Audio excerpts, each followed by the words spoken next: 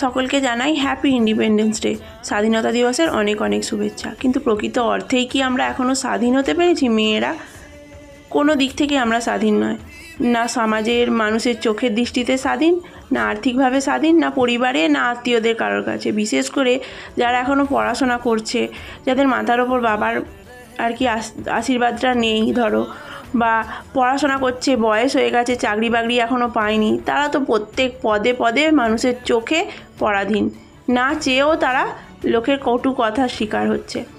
আমিও একটা মানুষ যে পরাধীন হয়ে রয়েছি, চাই না কারো কথা শুনতে, তাই নিজেকে আগে স্বাবলম্বী করে তুলতে চাইছি। তাই আজকে স্বাধীনতা দিবসের দিন সেই স্বাবলম্বী হওয়ার কাজটাই করে যাচ্ছি। সামনেই পরীক্ষা, যদি সফল হতে পারি জানবো একটা দিক থেকে অন্তত স্বাধীন হয়েছি। তো এইভাবেই চলছিল। উঠলাম, উঠে স্নানটা আগে করে নিলাম, নিয়ে তারপর বসে পড়েছি খাওয়া দাওয়া করতে। এইভাবেই স্বাধীনতা দিবসটা কাটিয়ে দিলাম।